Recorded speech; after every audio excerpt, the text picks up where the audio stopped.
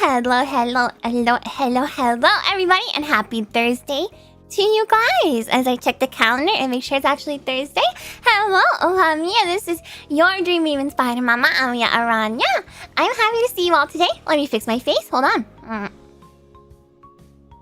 There we go. Hi, it's Dr. Oh, sorry.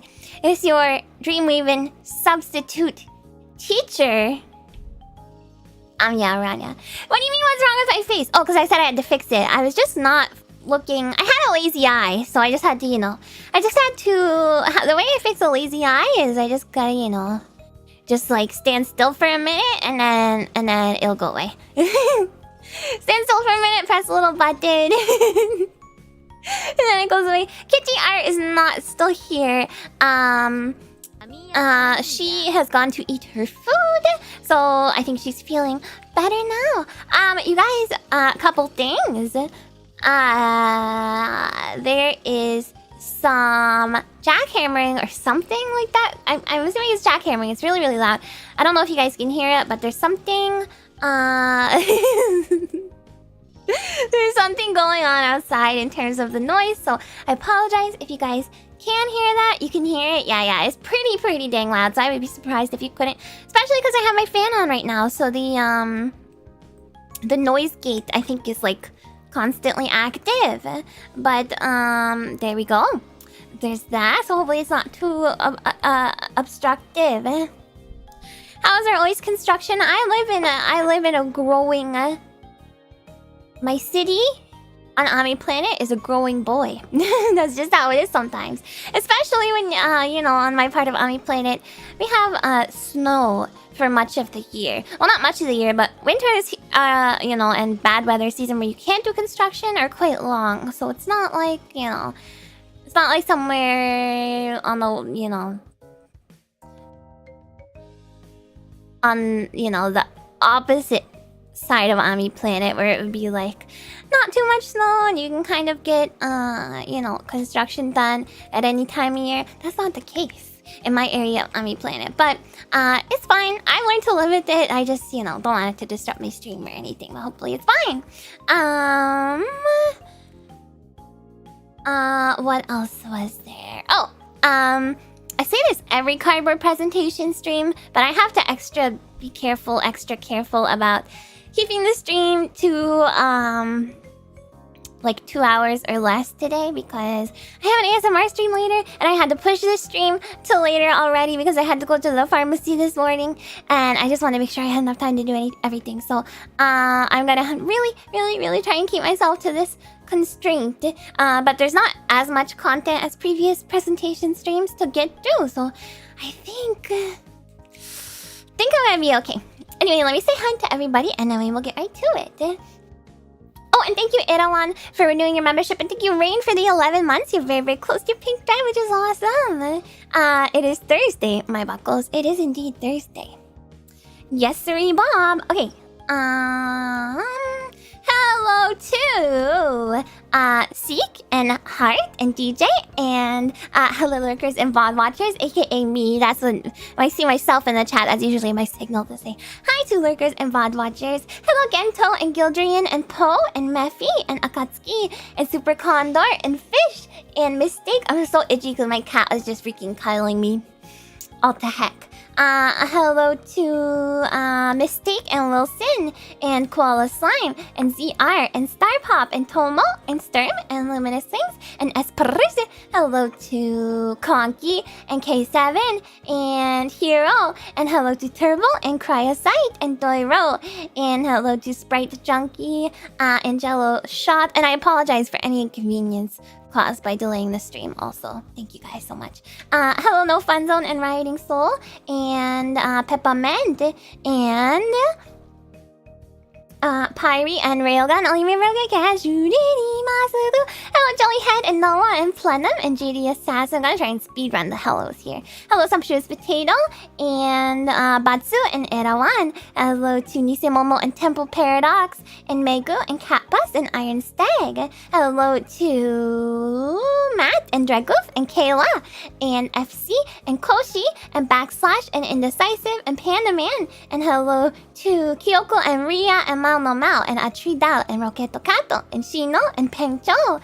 And hello to Syria, and My Little Roni, and Lole, and Dylan, and Lyrical Curry, and Shrike. Hello to Turner, and Wave File, and Rosa Kanan, and Fake Crate, and AX, and Silver Myth, and M, and Gunvolt, and Jared, and hello to Dirty Socks, and Jesse, and Local Man, and Pink Dragon, and Ohamiya 2 Lasm, and Mimi, and Marv, and Rain, and hello to Chester, and Miss Yara, and Synapse, and Bubon, and Pity Burger, and Fizzle Pickle, and Kirio, and Benty Neko, and hello to Guile, and Movic, and Blau, and Incisor, hello Amtrak Man, and Esoteric Emperor, and Vic, and hello Roadkill Breakfast, and Neo Blackguard, and Handsome Orc, and Ohamiya to Cecil, and Uncle Red, and Neo Joe Shizzle, and Mairu, and hello to Tim Rosing, and NES Powerhouse, and Roxu, and Kirby, and Ironic Iron, and Cosmic Spear, and Lishrak, and hello to Rabbit Bunny Man, and hello to Kizu, and Chrome Davis, and Attaboy. Hello to Bran, and Mr. Front, and Rapture Queen, and John Zero, and Smoker Mega Drive. Hello to Lewis and Cabooses. You're here for your Satellaview stream. It's not yours, but there is a lot of Satellaview content. And I'm hoping you can chime in, Cabooses, because you're a resident Satellaview expert. But yeah, we are going to talk about the Satellaview. Satellaview. I'm not sure how it's completely pronounced. Hello, BR and Josh, and hello to AQ50, and Bolero, and Poncho, and Sticky Alt, and Mr. Hobokan, and Koshik, and Goldheart Dragon, and Boron, and Psycho no Fusion, and Deathwind, and there we got everybody. I think that was a pretty freaking quick speed run through the hellos. I'm very proud. Okay, now we shall get to the presentation portion of this stream. I've only ever heard it pronounced the way you pronounce it, Satellaview. The thing is, it's based on satellite, so I'm like, Satellaview? I think it's Satellaview. Hi, One of Storms! Why wouldn't your comments go through? I'm not sure what you mean, Chester. I'm seeing your comments just fine. Just fine. If you're not seeing it on screen chat, that's probably just because that's like the top chat or whatever, so it randomly selects. Japan would pronounce it like Satellaview. Satellaview. Satellaview. So maybe it is Satellaview. Satellaview. I don't know. Anyway, I think it's fine to say it however. It was only in Japan anyway, so I guess there's probably no accepted English pronunciation. YouTubers have messages drop or go red recently. Oh, it's probably a YouTube problem. Yeah, probably. I can offer no explanation for that. Hi, Pitako! Alright, let's get switched over. Oh god! I was on the wrong slide. It's not that big of a deal. I was just on the second slide instead of the first slide. It's literally the first thing you're gonna see. Hi, Person Guy and Leo. It's like the first freaking slide, okay? It's not really spoilers. It's not. Yeah, there is a horse in that commercial. Man. Hi, Smashes! Alright, this is Ami's pre-internet game distribution thingy. Distro is short for distribution, right? Or did I make that up? I didn't make that up, did I? I hope not. I don't think so. That's right. Okay. Because I remember like distro is like, you know, you can say Linux distro, but I don't actually know. I didn't actually know, I guess, whether that's short for distribution. But anyway, whatever. I don't know if it means the same thing, but you guys know what I mean. Hi, Absolute Link. So yeah, I got this idea when... What was it that prompted this? I mean, I've been interested in like Satellaview stuff for a little bit because now in the year of 2023, which is, you know, now, people are still discovering Satellaview content. And when we get to the Satellaview slides, I will explain to you exactly why this is and, you know, why it's so difficult for people to come across. Hi, FCN. So, yeah, we're going to talk about that, but I think that's kind of what gave me the idea, and I was like, well, if there's something like that for for, Famicom, Super Famicom, then there's gotta be other services like that. And as a matter of fact, there is. There's not a ton before the internet, but there is some. So I'm gonna talk about a couple of those. Hi, Podstorm, and hello, James Pod. Absolutely loving you do streams like this. Great way to relax after a long AX week. Keep being great, Ami. I hope you had a fun time at AX in the year of our Meow 2023. Yes. So, I wanted to learn about this stuff, and then when I started to learn about it, I wanted to share it with you guys as well. So, yeah, I'm very, very excited to do that. So the first one, which was already spoiled, is this Intellivision PlayCable. The internet was around to some degree during the lifespan of some of these. Not widespread is, what I mean. So for some of the ones in, like the 90s and stuff, the internet was around, but it wasn't widespread enough as, cable or satellite or having a telephone line was, which is what a lot of these services use. Hi, Maxter, and Phoneglyph, and Fuzzy Ducky. It's a horse. You can download a horse. To be honest, I don't remember why there's a horse in this commercial. This is just a commercial. Hello, Hussar. This is just a commercial. There's a horse. There's all kinds of crazy stuff going on. We're gonna watch it in a minute. But the PlayCable is like very, very, very early example of downloadable content being a thing. So it's from 1980. And it was released for the Intellivision, which is this thing up in the corner here. It is a console. It's awesome because it has wood grain. And it has these little paddle controllers that you can pull out of the system, and there's like a disc, and there's like a number pad, and it's pretty cool looking. I like that it has wood grain. I don't think it's actual wood. I don't know. Does anyone here own an Intellivision to tell me? Now you're playing with power, horsepower. I don't know if I think the controller is ugly. I kind of like it. Hi, Pink Bam and Yoman and JR and Becky Ruth. I kind of like it. I like the way it looks. I like the wood paneling. I cannot tell a lie. I think I'm just like, I'm just like nostalgia brain. Probably veneer. Oh yeah, wood veneer. That makes sense. Yeah, so it looks cool. It was released in my opinion, it looks cool. It was released in the it was released in 1979. So this was just a year before PlayCable was introduced. So it was like the first service of its kind, really. And you needed a special adapter to access the games. Hi, Ironblood, which is this right here. You can see it. It plugged into the side. You see there's like a tiny port here on the side of the Intellivision. You plug this thing into the side, and it kind of just juts out and becomes like an attachment to the console. It's as big as the console itself in terms of like the height. And yeah, so very, very innovative, and it was pretty much it's one of those things that is kind of too ahead of its time.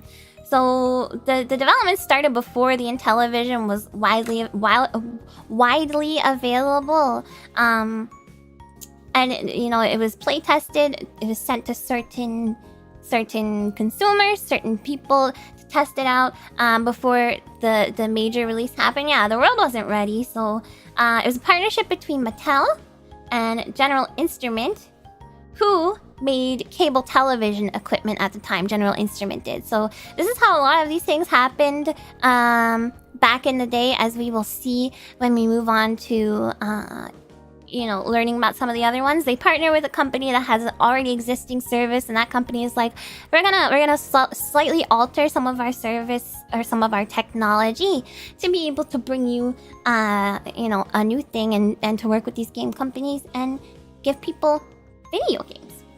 So you plug it into your television, and then there was also a power adapter. I believe it had its own power supply.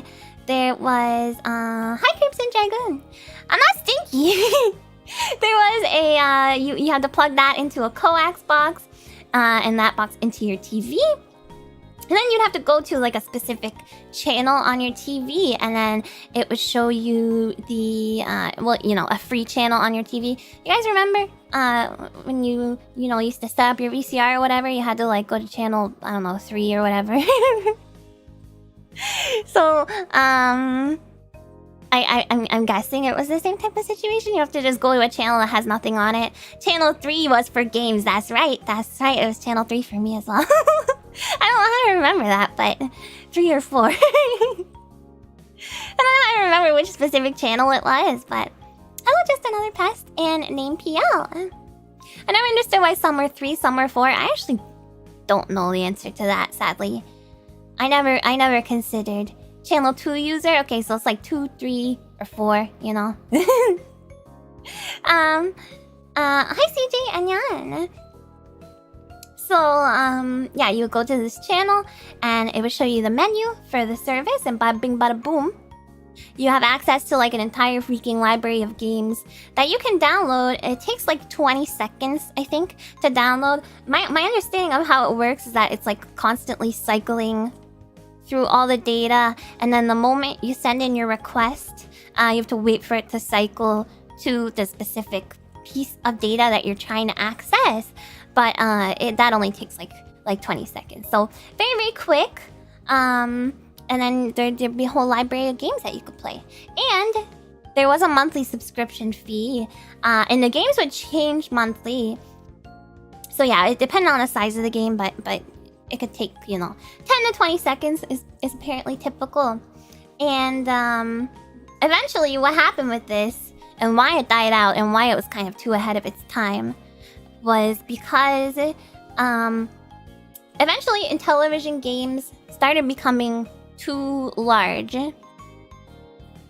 to actually be able to download through this service, to be transmitted in this way. So eventually there would be only like a couple games available during the month for the PlayCable, and then in 1984 is when it became obsolete and stopped.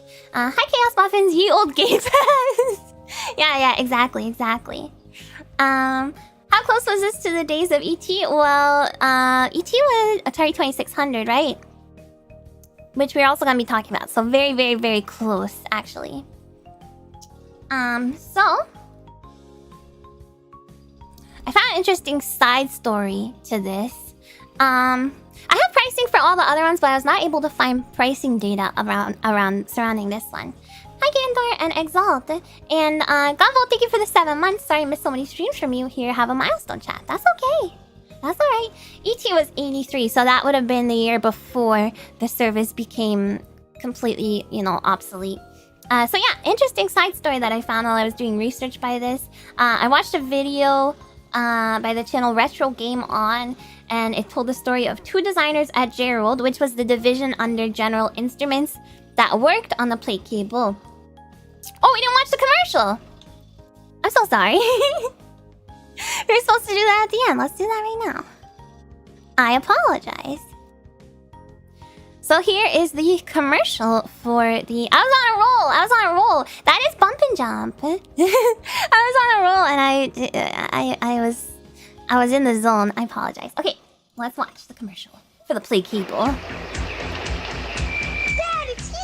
When PlayCable comes to your house, cable comes alive. It's the world's most sophisticated computer game library. Fingertips 24 hours a day on cable TV. PlayCable, the all-game channel. Now you won't just watch TV. You'll sack the quarterback, slide into home plate, even blast your way through hyperspace. On PlayCable, you'll play an action-packed selection of God, they make it sound so exciting. The games that play more like the real thing. New games, returning games, and continuing favorites. Hi, Hornius! And thank you, Incisor, for the 15 months in the gamer hat. Don't wait! Buy now! Game library. Order PlayCable now. For details, call your cable operator. Take it from Mickey. PlayCable's a hit. PlayCable, the all-game channel. Oh, okay. I guess the idea is that the truck will come to your place, right? And then they'll hook up the little, Well, I don't even think they have to hook it up for you though. So I don't know why there's a PlayCable truck. You just plug it in and it just kind of works. But maybe there was like operators who would help you. As far as I know, there was no information about that being a thing. You kind of just did it yourself. But hi Korak and Sweet Wooble and iChama. Hello, you guys. I need to call my cable provider as soon as the stream is over so I can sign up. Operators are standing by. Call now. And look at this logo. I feel like we're starting to see logos. Yeah, probably just a visual representation because you did have a cable guy would come and hook up your cables. So, yeah, look at this. I kind of like how this looks. I feel like we're wrapping around to logos and stuff looking like this again, which is kind of weird, but pretty minimalist and cool. Not something I necessarily intended to talk about, but there you go. Just something that caught my eye just now. Hello, Procreate and C-Line and Pablo Chris. Pablo Christian. Hello. C-Line, thank you so much for the 18 months. Do they also deliver gamer spiders to my door? That would be the Amiya cable service, and that's only available at my regular stream times, which is right now. Interesting how game development was back then. There's no standard about most games. Designers were moving forwards near blindly. Yeah, they were just like, this seems like a cool idea. Let's just do it without thinking about how sustainable it's gonna be. And it was a cool idea. So yes, this little side story. So this is Bump and Jump is what it's called. It's an Atari an Intellivision port of an arcade game. It's called Bump and Jump. I think it came out on a bunch of other consoles too. Let me turn my BGM back on momentarily while we go through this stuff. So this side story, 2 engineers at Gerald, which was the division at General Instruments that worked on the PlayCable, developing it. They just decided one day that they're gonna hack this PlayCable system. So they somehow hooked it up to a PC. And they figured out a way to like reverse engineer it to use it to develop their own games. And so then they went to Mattel, who made the Intellivision, Mattel Electronics, and they were like, hey, we made some games for your system, which I feel like is like very against the law now. Well, nowadays it's like a copyright thing. Maybe not necessarily criminal law, but it's kind of a crazy thing to do. Imagine going to Nintendo and being like, I hacked your Nintendo Switch and I made a dev kit for your Nintendo Switch and then I made all these games for it. Please hire me. But you know what happened? Mattel did hire them because they said they were gonna go to other companies and offer it to these other companies. So Mattel was like, I guess. So they hired them not to use their games, but to develop an arcade port of Bump and Jump. So that's just a little interesting side story that I found by watching this video by Retro Game On that I thought you guys would enjoy. Hello, Android! Reverse engineering in a black box environment is legal, but probably not. Well, I don't know. Maybe it's legal, but there's some like copyright issues that could be at hand. Hi Abraham, but for whatever reason I feel like you could not do that today. But hire a guy if they did that clearly knows their stuff. I mean, they were already working for General what the frick is it called? General Instruments is the thing, but it's what emulators do now, pretty much. Awesome that they got jobs out of it. Yeah, I mean they were already working, but they went to Intellivision. They went to Intellivision and were like, hey, can we make some games for you? So good for them. They did. That's kind of cool. It's pretty cool. So the content available through the PlayCable is not like, you know, exclusive Intellivision games. So it's existing Intellivision games, but still I think it was like an interesting precursor. And there is some interesting media available for it. Hello Nugget. Nintellivision. The politicking stories of in the earlier years of game development were wild. Absolutely wild. It's a freaking wild, wild west out there. So I have this video. This is user Deco from the Atari Gameline forums. They developed a ROM using the actual the PlayCable like box attachment thing. They developed a ROM that recreates the menu, so you can get a sense for what it would have been like to use the service. So we're gonna look at that because I think that's pretty dang cool. Just trying to preserve technology in this way by not even necessarily allowing people to access it, but like allowing people to access a recreation of it is the type of thing we're gonna see a lot throughout this presentation, which I think is pretty dang cool of them. So let's watch the little videos, just a little quick. Well, it's 10 minutes. We're not gonna watch the whole thing, but. Hello and welcome to Deckel's Dinner Table of Intellivision. As always, I'm here with See Gerald. Hi, Deckel. And Deckel. Did I call him Deckel? It's Deckel. So there, you won't find many. There you go. They have the PlayCable plugged into their Intellivision right there. The first is they are ridiculously rare. And there's different models. So based on the copyright on their screen, they have the Gerald PlayCable. Well, when I say nothing more. So we're gonna skip forward a little bit. I recommend watching this yourself.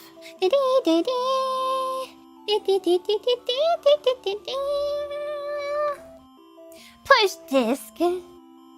And then they have the menu where you can go through the games. None of them are playable, of course, because you can't actually recreate,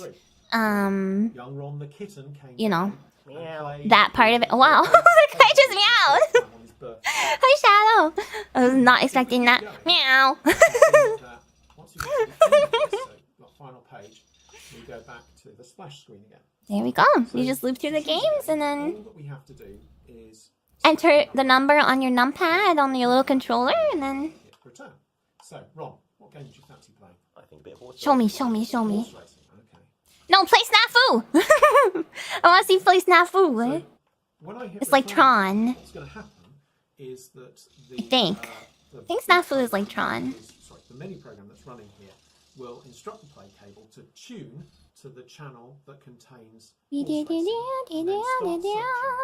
guy's probably a bucko? No way, that'd be crazy. Hi, Riel. Amiya's meowed during a demo one time. I'm always meowing. I don't want to play Math Fun, though. Hello, Mauer. Horse racing's interesting. Horse racing! Hello, Amiya. And as you can see, horse racing. What a lame game. You just like place a bet. No offense to these guys. This has nothing to do with them. Just the fact that this game exists, I feel like is... the slightly annoying thing about you know, you're not even winning real money. If it doesn't provide a means of getting back to the game menu screen, like something like Sharp Shot does, then we have to press reset. You gotta reset. When we press reset, I got fur in my mouth. The catalogue loads again, and there's no way of bypassing this. And this would have meant that the... So there we go. Just a cool little video. Again, I recommend checking it out. The channel is Deco. That's the name of the channel. I recommend watching the whole thing on your own time. Whenever you get the chance. Hi, Natram. And I think this channel has a couple of other interesting things, including a different version of the PlayCable called the PlayComp, I think, which they also recreated. So please check them out. This is super, super cool. Okay, BGM going back on. Alrighty. Next, that's it for the PlayCable. I still have cat fur in my mouth.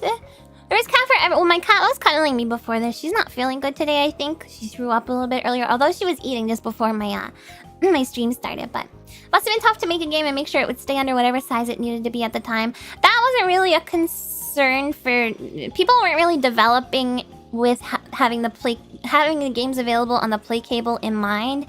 It was kind of an afterthought, which is actually why this eventually... Hello, Winterhell! Which is actually why this eventually kind of stopped being a you know, a viable service. So next we have the Gameline, which is in a similar timeline for a somewhat similar system. It's the Gameline for the Atari 2600. Hi, Comrade. So pretty much the counterpoint in like most ways to the Gameline. Rather than the data being transmitted by cable, which is what the God, what is it called? I was just talking about the game cable. PlayCable. My memory is so terrible. The PlayCable, so instead of being transmitted by cable, it was done via telephone line, which is similar to the Sega Mega Modem, which is something that we're gonna talk about a little bit here. Hi, Shifter House. So, this is kind of more comparable to like a game rental service rather than having a bunch of games available at once. Hello, Nightmare Soft, which the PlayCable did, and hello, Goemon. So it was. I have pricing for this one. It was $60 for the piece of hardware, which is this cartridge up here, which is called the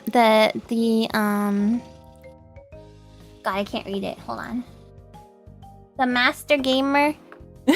I think. Hello, Peter. Actually, let me look it up. I want to actually get this right. Hold on. I should have written it down because I cannot read the picture and I also cannot remember what it's called. Give me a second.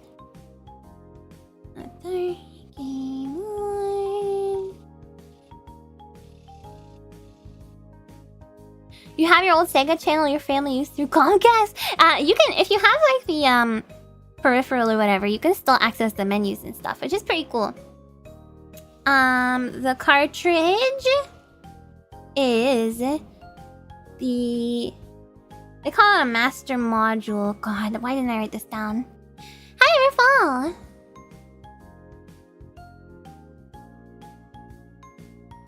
Come on! Why are all the pictures so low quality? Oh, it is a master module. No wonder I can't read it because all the letters are in little boxes. Okay, so I did have it right. Apologies. Oh my god. I'm freaking out. I'm freaking out. I'm joking. Just had to have it at least once, right? $60 in 1983 is pretty pricey. It's pretty pricey, but that was not the only fee. So on top of that, you had to pay $15 for the membership fee, and I believe this was monthly. So you're paying a monthly fee, and then on top of that, you're also paying $1 for a 1 week rental of a game of your choice, which, especially compared to the one we just looked at for the Intellivision, that's quite a high barrier of entry, I feel like. A whole $1. Well, it's not the dollar, it's the monthly fees, and then the actual $60 for the hardware, which is like just a cartridge, you know. Hi, Atari and Dave, and hello, his Rotundity. I love that name.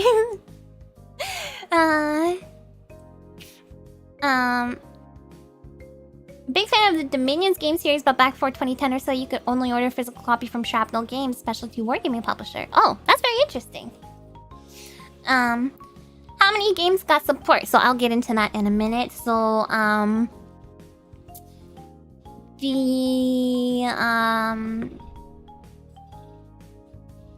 was I gonna say? Oh yeah, I think it's very high barrier to entry, especially when you consider that you have to own the console to begin with. So you gotta pay for the console, you gotta pay for the hardware, then you gotta pay this membership fee, and then you got on top of that you gotta pay $1. I think the membership fee would be fine if you didn't have to pay per game, but in terms of exclusives, again, like the Intellivision one we just looked at, that's not really the focus for this particular system. But there is rumored to be one game that was exclusively for the Gameline, which is called Save the Whales. And this was supposed to accompany a couple of other games, Save the Whales, and then one was about Dutch elm disease, I believe. And I don't remember what the third one was, but that doesn't really matter because the other two were never released, right? Just Save the Whales, and the proceeds that went towards that were supposed to be for you know, a charity organization, but yeah, very very random assortment. But that is allegedly the only exclusive. It's not even an edutainment game. It's just a normal video game. But yeah, it's the only exclusive apparently for the Gameline. So there was a $1 fee per game, but it was easy enough to pay because basically when you signed up for the service, you use your credit card. It would be charged to the credit card, and then so that's given to the service at the time of enrollment. And then you can rent the games freely as you want. You can set up different profiles for different members of your family, and you can set up different pins to you know personal identification number, 4 digits or whatever. I think it might be 3 for this particular system, but because I think it only allows you to input 3 numbers. But you could give those to each member of your family. You could set up spending limits for each profile for your family, so it's pretty actually sophisticated. So you're not gonna have your little 9-year-old kid spending like $100 renting video games that they're not getting to keep. And you can put in your birthday, and then it'll give you free games on your birthday. That's pretty cool. And I feel like you can exploit that. Just be like, yeah, I have 365 family members, and their birthday is one day every day of the year. But they probably. I think there's probably an actual person on the other side of the setup, doing it for you. So they're probably like, nah, you can't. You can't do that. But pretty elaborate system for the time. Definitely much more sophisticated than the Intellivision one. So the games are accessed through codes. You would type in these codes, and there were apparently close to 1,000. It's not my birthday. Here's your free copy of Custer's Revenge. Interestingly enough, well, it's not very interesting. The infamous spicy Atari games, you know, there's none of those on this.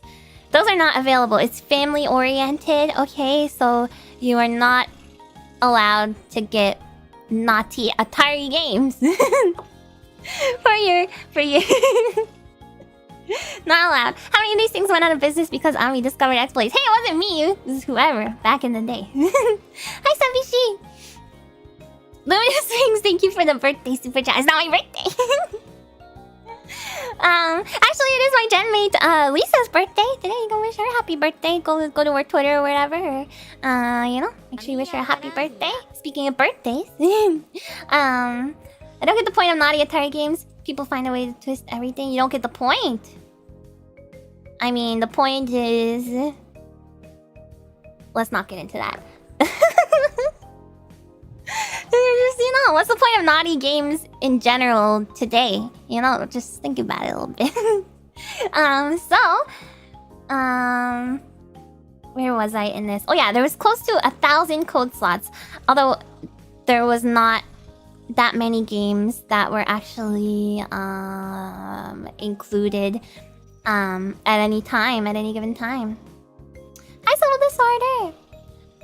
So some of the larger publishers actually wouldn't even sign on to the service, including Atari themselves. I don't know why, whether it was because they didn't feel like they were going to get paid enough, but some larger game developers and publishers were just like, I'm not going to have my games be available on this thing. So a lot of the larger titles... Hi, Randy! They were ambitious. I mean, that's just like the total amount that you could, based on, I think, probably the combination of numbers and stuff, but I don't know if there were that many games available at any given time. So yeah, most of the games on this were third-party, from third-party publishers, so not a ton of like really big titles that a lot of people would know about that you would be kind of buying your Atari for, you know. The service also included, you see Gameliner right there, the little magazine cover. It also included a subscription to this magazine, so I guess more bang for your buck, you know, but $15 is still a lot. Still a lot. But as far as I can tell, there's only 2 issues of this released, and I don't think they're archived, so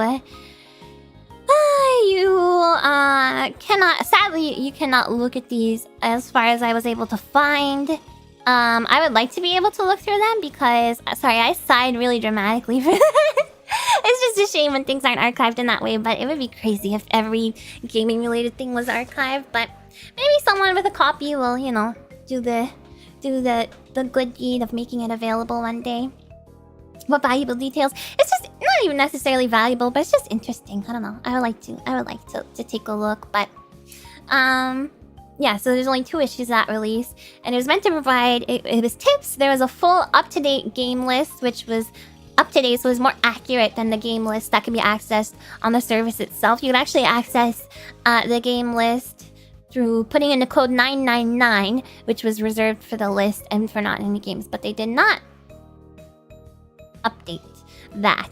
It was just like that at the start of the service, I think, and there was some changes that were made. So, and unlike the PlayCable, there's no recreation of the software and menus involved in how it looked, but there is an Atari archivist who has recorded some footage of their TV with it running. They apparently I think they said in 1984, they were like, I sensed this service was going to be coming to its end. So I literally decided to record a bunch of stuff. Which is pretty cool of that guy. Is it not? So I feel like more people should do that. He was like, well, I guess probably there wasn't as many games maybe coming out for it. There wasn't as much hullabaloo. So I don't know how he sensed it, but he apparently sensed that the service is going to be coming to an end. So he hoarded this media, which we very much appreciate. So let's check that out. That's the video I have here. Hi, Fiero! He had a vision. So this is just footage of the system itself being used. So we're gonna skip through it because it's only 48 seconds. But never mind, we're not gonna skip through it. We're just gonna watch it. So here's you can put in your pin. So obviously he recorded this on like his VCR. Boop, boop. Calling. Hi, Andy. Next time you cringe at Ami's compilation, remember the good work our archive. Oh, I love the Buckle Archivist. Yes, thank you guys so much. Even though some of it's embarrassing. And here we have Cosmic Arc. That's the game they selected. Hi there, Prime. Happy birthday! All of your play today is free. I guess they recorded this on their birthday. Oh, that's all. So, pretty cool. A little snippet of what that would have been like. And that's from Scottith Games. But I don't think Scottith Games is the person who recorded the footage. It's this Atari archivist that recorded it. This person just put it on YouTube. So, John Zero, thank you so much for renewing your membership. Pretty cool, right? Just a little snippet, but... oh, John Zero, thank you so much for the 20 gifted memberships. That's insane. Why so many? Thank you very much. Get some buckles going for John Zero. And make sure you say thank you if you got one, okay? Thank you, thank you, thank you, thank you, thank you, thank you, thank you, thank you, thank you, thank you, thank you, thank you, thank you, thank you, thank you, thank you, thank you, thank you, thank you, thank you. Thank you so much for that. It's raining gift memberships. Get in here. Get some. Get some of that. Get some of that. Thank you very much. Out of the shower lurkers. Come on. Good on ya. Thank you, thank you. Also a lot of buckles indeed. Thank you so much. Okay, BGM back. Okay, and continuing the presentation, we have the much awaited Sega Channel. I put this before the Satellaview because... Oh, sorry, I bumped the mic. I put this before the Satellaview because there is some kind of precursor information that is like kind of... I don't know if it's important to know, but I think it's interesting to know before we move on to anything else, you know? So, we're gonna talk about this one first, Sega Channel. So to start off with the Sega Channel, we're going to learn first about... Hello, Neo Talent! We're gonna learn first about the Mega Modem. Has anyone heard of the Mega Modem, you guys? Anyone? Anyone? Any hearers? Any hearers? Hello, Bike! Why is Flicky on Sega Channel when it has a cartridge? Because there is lots of things that were available on Sega Channel. Well, first of all, this is not Sega Channel. This is not from the Sega Channel. It's from the Mega Modem, which we're talking about first. No, never heard of it. So it's before Phantasy Star 2 text adventures were distributed through it. Cool. So this was before Sega Channel, actually.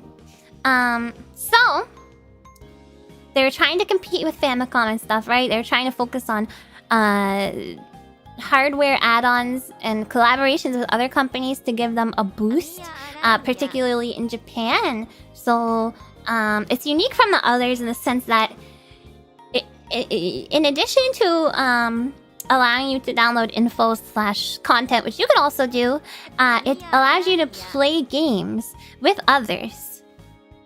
Online multiplayer. Wow. Wow. So very, very early. Very, very, very early online multiplayer future. Very futuristic. Sonic of America is gonna localize it. Yeah, we're gonna get there. Does it come with a mic? Actually, yes, it does. So, Sunsoft is the company that they paired with to create this modem. It's the Mega Modem. It's very slow. Had a built-in microphone, so you could talk to other players as you played the game, and also there was like a phone, like kind of service where you could talk to one another, just like have a conversation. Hi, Mauricio. You plug it into your telephone jack, and bada bing, bada boom, bam, you're good to go. So yeah, slowed them, got them. Was it slow for its time though? Yes, it was. It's not that it was slow for its time, but it was slow for its intended purpose, rather than being slow for its time. You know, it was another one of those things that's overly ambitious, right? Hello, Jamal and Phoenix. So the peripheral was developed before the Mega Drive ever came to America, North America, and became the Genesis. But as it turned out, it kind of sucked to play games online with other people because it was really, really slow.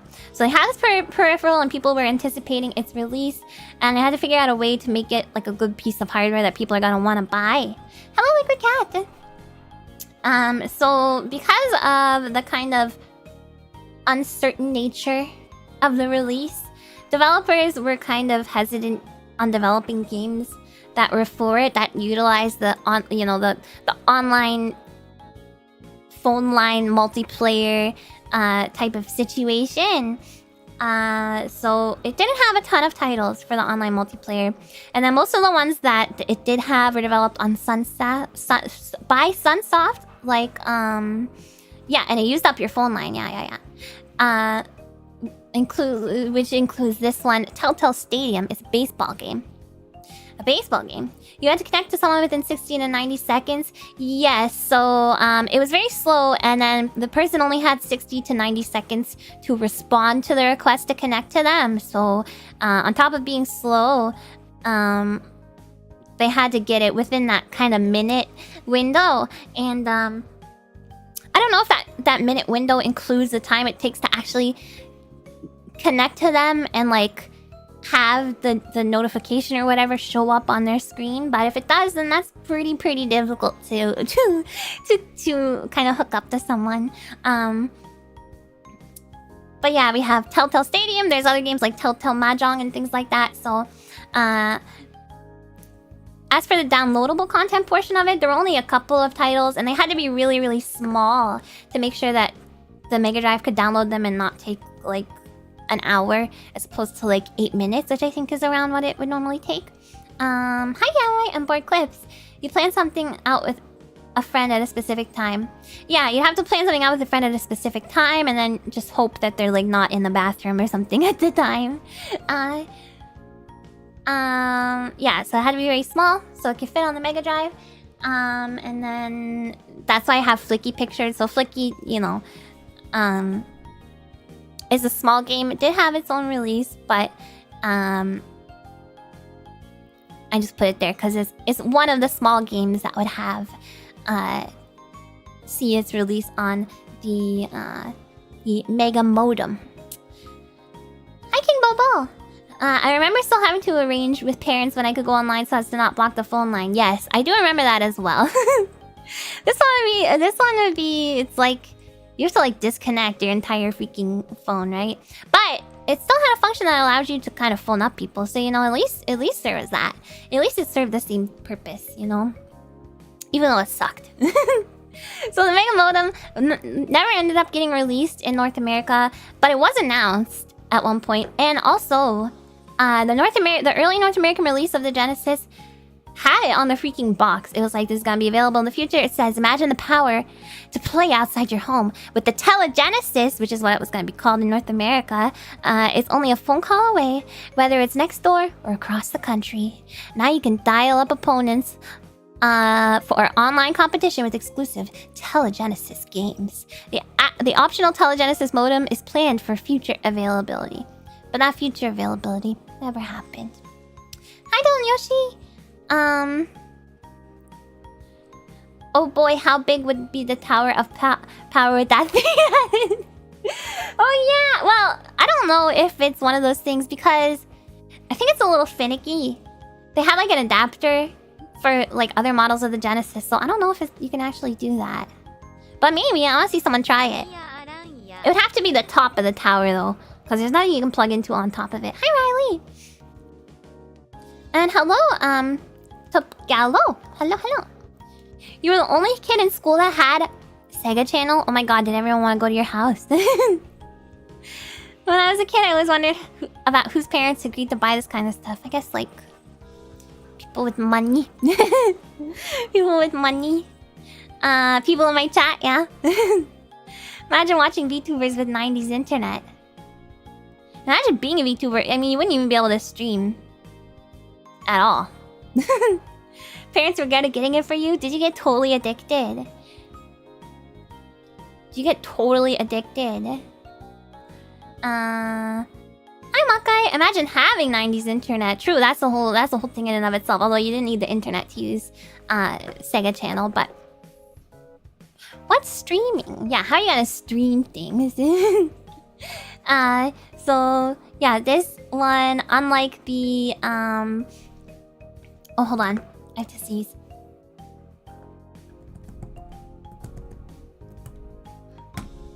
I looked. Come on.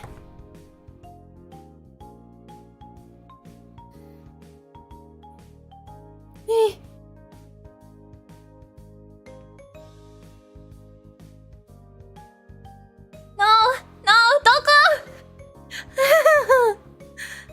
Come on, please.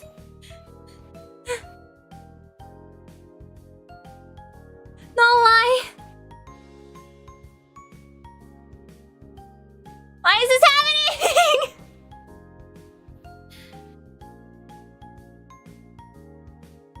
No!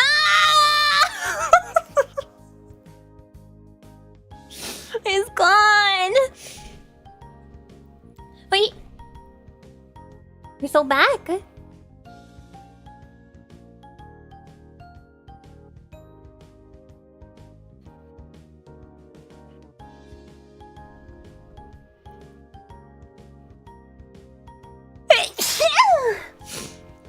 Excuse me. I sound big. That was so stressful. Thank you very much, Disker. Oh my god, that was stressful.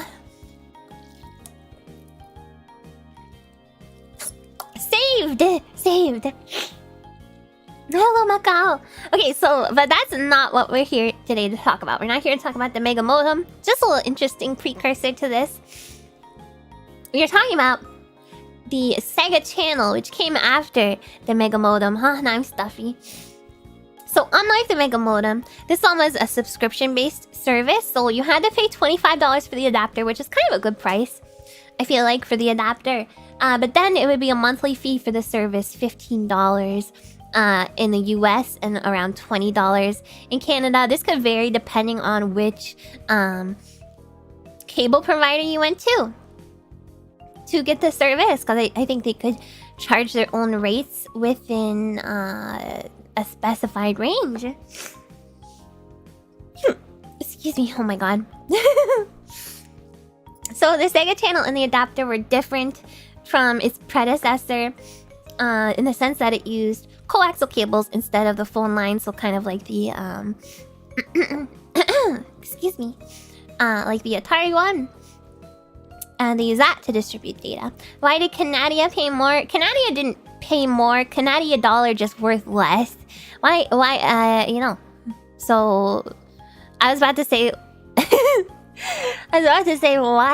why say many word when few word do trick? But that does not apply to this situation. I just talked like a caveman for some reason. Yeah, so the Canadian dollar is just worth less. So, I guess back then, $20 is the equivalent to like 15 American dollars, you know? Hi Hoxie! I'm Canadian, got charged like $20 in 90s Monopoly money a month. Oh, when you had the Sega Channel? So yeah, $20. That's correct. Hi Darth Tiberius. You like playing old games? Have you ever played Age of Empires or Command and Conquer? I have not. Those type of games are not necessarily my cup of tea. Yeah. It's just worthless. It's worth less. So you guys are calling your coins loonies? It's cute. They have a loon on them. Whatever. Whatever. I sound like a loon when I laugh. Coincidence? Yeah, I'm not really into real-time strategy games, sadly, and toonies. So yeah, it would use coaxial cable services to distribute data instead of the phone lines. How? Well, if you take a look at the cartridge, you can see there is a coaxial attachment where you would hook up the coaxial cable. It has own power supply, which I think pretty much most, if not every peripheral for the Mega Drive, for the Genesis had. So its own power supply. There's a menu button that you could press, and an adapter if you were going to use it for a Model 2 Genesis. You could apparently use it without the adapter, but it'd be a little bit shaky, you know, which is why I'm like, I don't know about the tower, the you know, Genesis Tower of Doom or whatever, the Tower of Power. I don't know how viable it is as an addition to that, so don't buy it thinking you're gonna be able to make a big tower. Okay.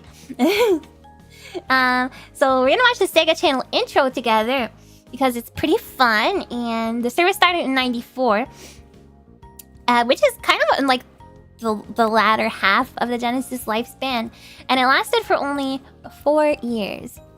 But it was pretty successful, pretty widespread at the time. I think they said that around 215,000 concurrent users was a thing at its peak. When we got the Sega Channel, we never took the cart out of the Genesis ever. It stayed there permanently. I mean, yeah, I guess that's fair. So let's watch the video real quick before I talk about the rest of the interesting stuff we have. They must have been printing money. They're probably making a lot of money from this, yeah. Yeah. A lot of users, yeah. It's quite a lot. Cartridge slot on Mega Drive only had 2 plus 5 volt DC lines that couldn't really output much power. External power was necessary. So yeah, most peripherals for the Mega Drive ended up having to have their own power supply, which is fine. As long as they provide the power supply, I guess it's not a big deal. Except, you know, plug outlet space is like a problem. But okay, let's watch this. Thank you, Video Gaming for You, for the video.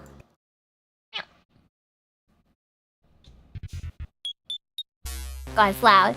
Okay, so there's Sonic going into your cable, through your coaxial cable.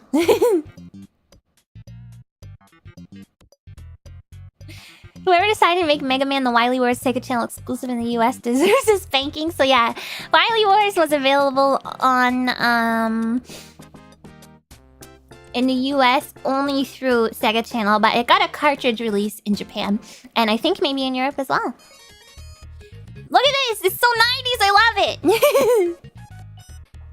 It looks so cool. Why? I have no idea. I guess, I don't know. Maybe they weren't planning on releasing it anyway, so they were like, let's just give the Sega Channel an exclusive. And yeah, there was test drives that should give you demos and stuff. I'm mostly safe. Very Toe Jam and Earl style. Totally. It looks so cool. I love the way this looks.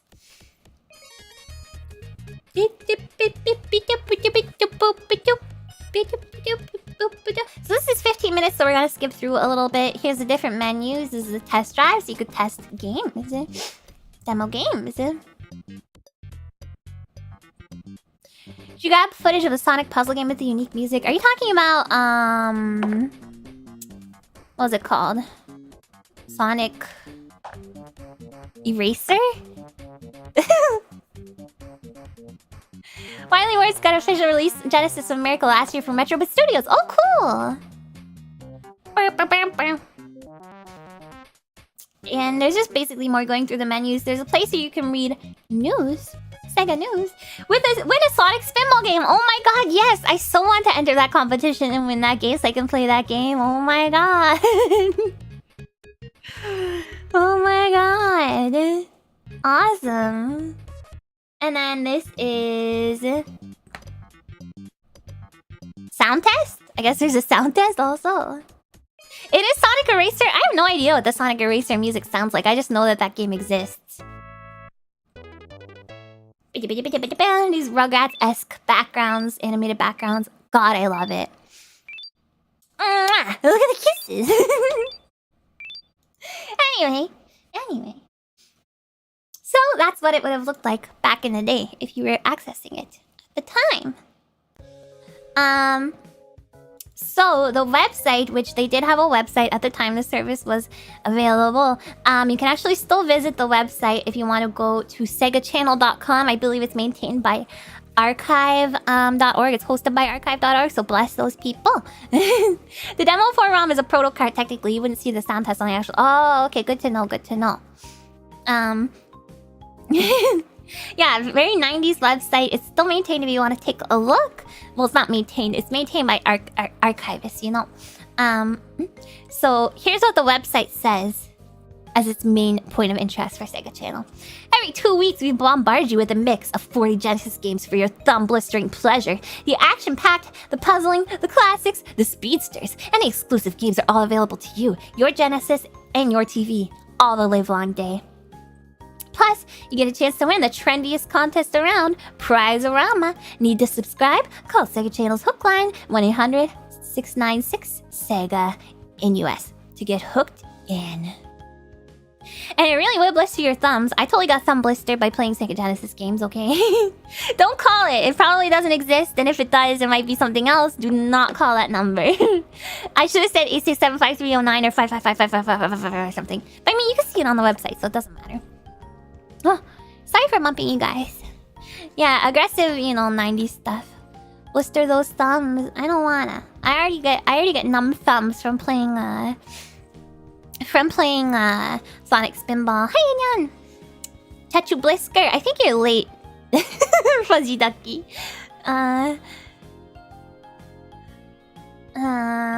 Yeah, it was painful. You can't stop. I mean, I can't stop you guys, but I also can't guarantee you're not gonna be like charged money for calling that number, okay?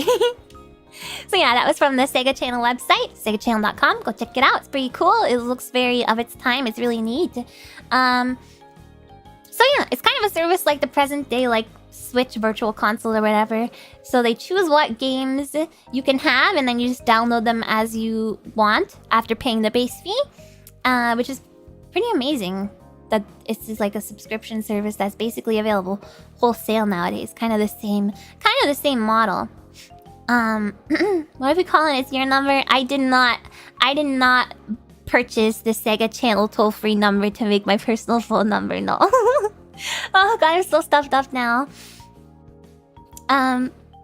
So the way that the games were actually distributed it's pretty hilariously rudimentary. The lady who answered wants to know what I'm wearing. Stop. It's pretty rudimentary. So a guy who worked for Sega. Hi, Dirt Magician. Friends use their t-shirts to reduce the frictions of their thumbs with the controller. That's the thing you can do. Sure. I'm calling you. I'm not gonna answer because it's not my number. Yeah, Sega was ahead of its times. A good cover story. I don't know. Why would I have a toll-free number, you guys? I don't want people calling me up. Give me an anxiety attack. Come on.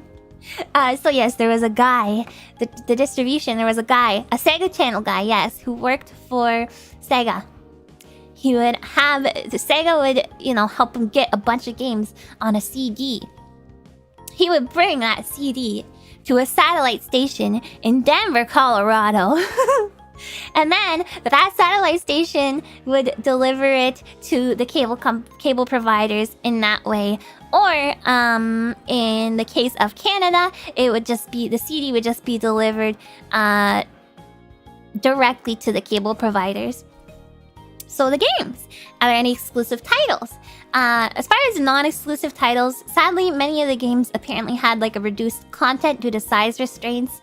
And 3D Blast, Sonic 3D Blast had it was too large, so it actually came in 2 parts, and you had to like beat the first part, and then you get a code to get the second part. Kind of interesting, but there were a few titles that never got cartridge releases in North America, like the Wily Wars, as someone mentioned earlier, but did get it elsewhere, like in Japan and Europe. I'm not sure about Europe in the case of Wily Wars, but some of the games that were available exclusively on Sega Channel in North America were available, you know, on carts in Japan and Europe. Pulse Man is another, yeah. And then I found one that is actually closely resembles the DLC of today in the sense that it's like additional content. Hello, Golden Slaughter. In the sense that it's additional content, and it is for an existing game, and it is called. Hold on, I need to take a sip of water.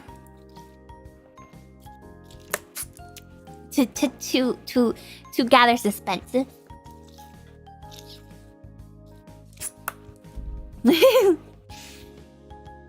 And it's called Garfield: The Lost Levels. Garfield: The Lost Levels. He always comes back to haunt me. Yeah. And it was additional levels for a game called Garfield Cognac. I did not make that up. I'm 100% serious. Hello, Beth. I'm 100% serious. Otherwise, the exclusive titles are mostly just ones that were never physically released in North America, but did get physical releases in Japan. Okay, next we have something that is kind of in a different pace than the ones we talked about so far, and we will talk about after. I just put it in to kind of break things up and talk about something that's interesting that I don't know when I would get to talk about otherwise. Synapse, thank you so much for the super chat. I'm so sorry, I'm very stuffed up, you guys. After that terrible sneeze that I had. You like Cognac? I never played it. A Garfield game? Me? No, I did play I literally played the Garfield racing game. Alright, so what we're going to talk about next is not games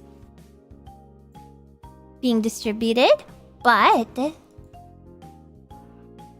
Pokemon being distributed at specific events. So, Nintendo did a lot of distribution for events, through events, specifically for Pokemon, although maybe other things, but there's a plethora of information about the specifically the Pokemon ones, so that's the ones I'm gonna talk about. I don't know whether this was the case for any kind of other games, but I have to assume that's the case because I can't imagine why they would limit this system to just Pokemon without even trying anything else. Yeah, event distributions. Yeah. So, there are plenty of ways Pokemon I fill up and items were distributed, so we're gonna check out some of the notable ones. The rare Pokemons. These silly event distributions, did you guys get jealous? I never knew about them at the time personally, so Pokemon. So one of these is the Nintendo, it's literally called Nintendo's Special Machine. So you would connect your cartridge to this special machine, and you would get a Mew in this case. And this was only distributed at a Nintendo trade show. I didn't put the name of the trade show for some reason, but it was a Nintendo trade show, and I believe 98, I believe. The Dark Guy released for the movie about him was the coolest. That's so cool! Event distributions for Pokemon didn't come to America until Gen 3. Ah, I see. Space World, yes, that's it, Space World. So This one, to be able to be eligible to receive the Mew, you had to submit a postcard. Only 50k people were able to get it, and I have to wonder how many still have their cartridge with that Mew on it and like the save battery intact. I would be very curious to know. Otherwise, it might be lost to the world. I did and got so angry one time. All the cool Pokemons I wouldn't be able to get. No, I never experienced that sort of thing. I never heard about any events. I never went to any events to get Pokemon. Spectre Blade, thank you for the 7 months. I've been lurking from the train home from work, but I'm home now. Hi. I hope you had a good train ride and a good day at work. Bulbapedia has a ton of info. Yes, they do. That's where I got all of this information from on Bulbapedia. Toys R Us have Pokemon distribution machines here in Australia at some point in time. Oh, what kind of Pokemon could you get? My copy of Pokemon Red still saves that work, so they're probably all right. It could vary. I mean, some of these people probably don't even have the games anymore. Probably just like threw them out or gave them or sold them or whatever. But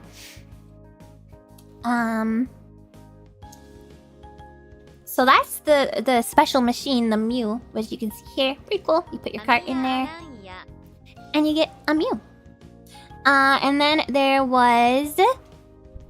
This is another interesting example. Shogakukan Celadon University campaign. Which was a campaign that would certify people as Pokemon professors. So you get a PhD in Pokemon. And this was in 98. You had to complete an entrance test. Actually, it was more than one entrance test. It was like several different entrance tests. This is meant for kids, by the way. Several different entrance tests that came in several different magazines. Like, maybe like 8 different magazines or something. So you had to do them all, and then you had to mail them all in for grading. And then the top 1,000 scores only would become certified Pokemon professors. Imagine being the kid who would pass it. Who couldn't pass it. I mean, most kids probably couldn't pass it. First, you have to get all the magazines, and then you have to know all the information, and then, yeah. But yeah, if that was you, you would be able to get a special Magikarp with Dragon Rage, and I think it also had Tackle. Excuse me. And that was only for 20 players. So out of the 1,000 who qualified, only 20 of those people would be able to get this special Magikarp with Dragon Rage. And to do this, you had to go to the World Hobby Fair that year, and then you get your special epic Magikarp that can actually do things instead of just going splash. Oh, and you got a card too. There was also a card, but that obviously has nothing to do with digital distribution of things. You could print your Pokemon Master Diploma on the Game Boy printer. So cute. You think they would give you a better move for all that? What? I mean, it's a Magikarp. They only come with Splash when you catch them in the game. They suck. Dragon Rage is the only Dragon-type attack in Gen 1. Yeah, it's super, super special. My Magikarp could beat up your Magikarp. Yeah, probably. It's what made Darkrai cool too. In new moves, only Dialga and Palkia knew. Cool. I wish I did these things. Hang it and frame it on the wall. I mean, that's what you would do with the card, I feel like. You gotta keep that card. I had the Mewtwo card that came with the Pokemon movie, and I didn't keep that. So that's very upsetting. That came with the VHS. So there's that Magikarp. And then we have the famous Pikachu. Pikachu. Surfing and flying Pikachu, specifically. Set up a program for Buckle or Professors. What would you guys win? Yeah, the Ancient Mew card. No, it wasn't the golden one. It was just a card that came in the VHS. Only Dragon type attached, doesn't care about type effectiveness, and just does fixed 40 damage. Oh yeah, that doesn't scale very well. I love the chubby Pikachu. I love it. What's cooler, Pokemans or Sanic? Oh, Sanic. 100%. So, this was the one where instead of going to an event or something, you had to mail in your Pokemon cartridge, and Nintendo would perform some like unspecified cartridge magic, actually probably just using like a machine like this, to give you a Pokemon such as the famous Surfing Pikachu or the Flying Pikachu. In the case of Surfing and Flying Pikachu, you had to send in a postcard application, and then you would be randomly chosen to send in your cartridge based on that to receive a Flying or Surfing Pikachu. It's pretty cute. They would smash it with a hammer? I don't think so. I don't know. Hacking, they would hack your card. Yeah, he's got little wings. So cute. Which, of course, is Pikachu's who had the moves Surf and Fly, which they normally would not have, because Pikachu is not a water or, flying Pokemon. Hello, LN. Sorry, I have to change positions here. Get a little stretch.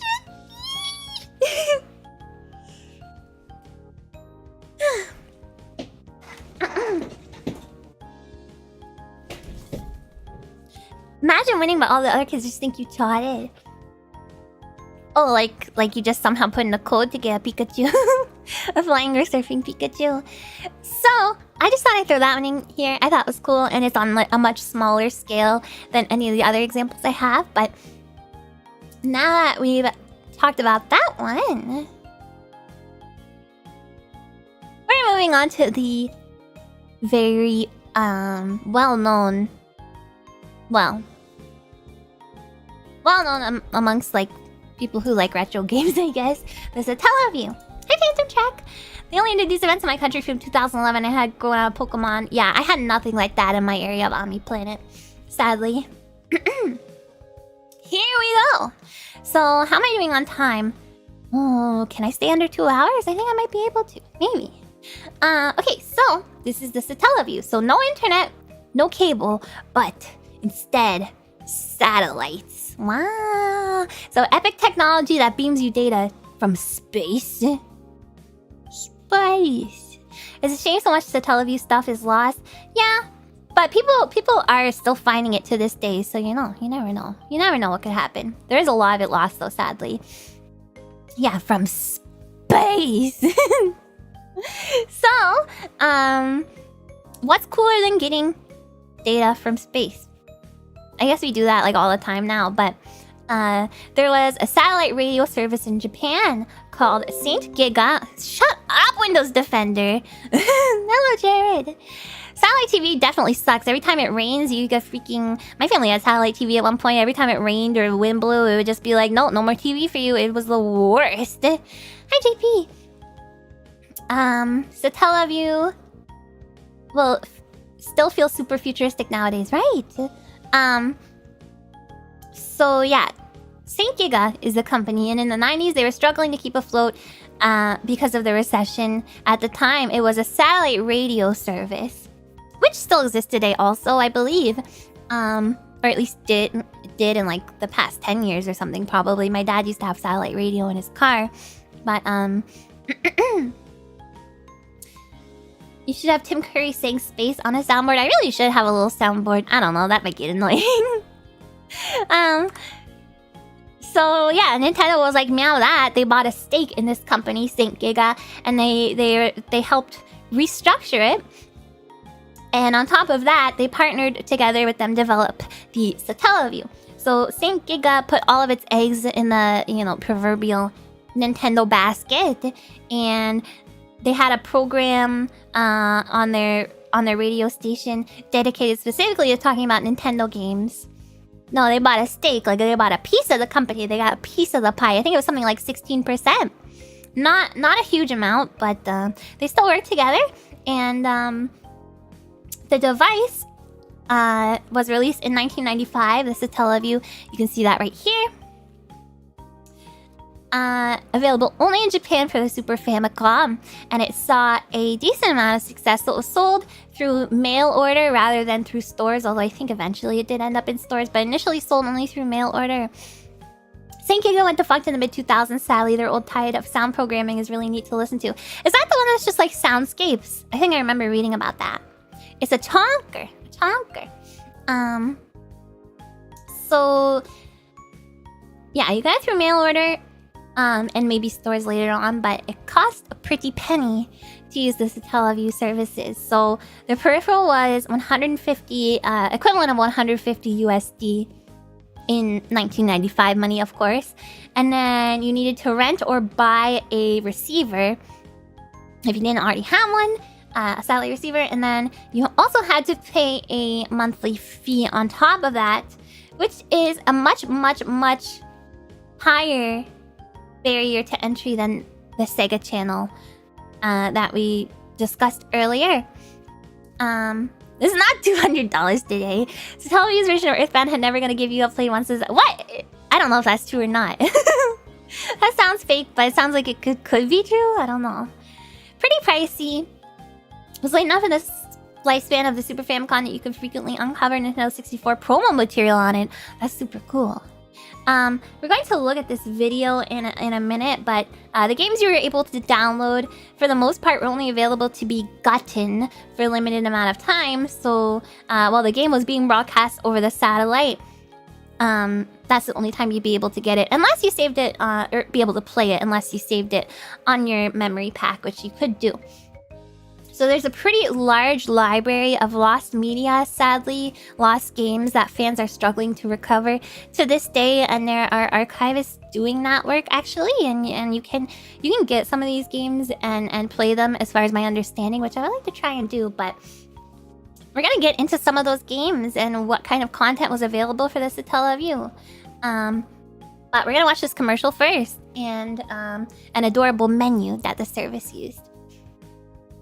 Neotown is thinking of the BS Super Mario Collection. There's no BS Earthbound game, though BSX being compared to Earthbound is common. So that had never gonna give you up? How dare they? That's sweet to hear. Yeah. Some it has like a pretty large cult following, which some people are trying really hard to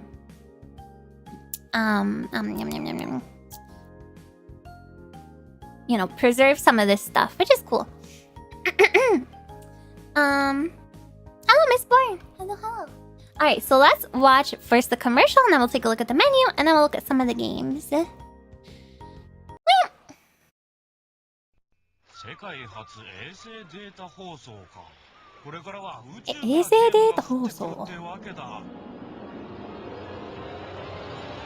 Mario's in space! Woo! They just said it's the first service that allows you to get games over satellite service. Well, not about the ad. The actual Tamori no Picross games. Wait, Tamori, like the TV show host guy, do not look like what is in the ad. There's a lot of puzzle games available for this thing. So here, we'll look at the menu too. Hi, puppy boy. Mario speaking Japanese? That's not right. That's not right. He's supposed to be Italian. He's supposed to speak in an Italian accent in English. So here is why, you know, when you're using the Satellaview before playing any games, this is the menu. It's like a little overworld, screen. You can walk around, a little character. It's like isometric kind of view. Here's the programs that would have been available at that specific time. Receiving Mario Paint. So Mario Paint, I have this in the next section in honorable mentions. The only difference between this Mario Paint and the actual Mario Paint that you would get on a cartridge is that you don't need the mouse peripheral to use this Mario Paint, which is interesting. Hi Sarah, you saw the Vine Sauce stream of Satellaview. I would like to try some of them.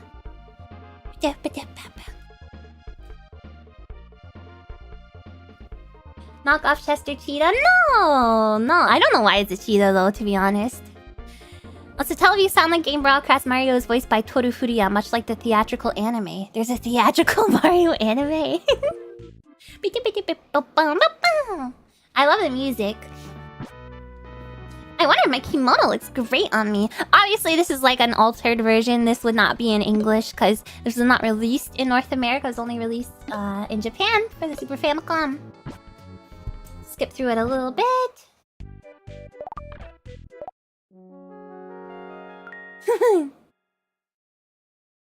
Saint Giga. Fire Emblem BS is also on the Satellaview. There's all kinds of like unique exclusive games. Here's Mario Paint. that you don't need the mouse for, which means I guess you use the controller, which means I think you would have a very difficult time drawing anything. What does this guy do? Oh, he's just making a circle.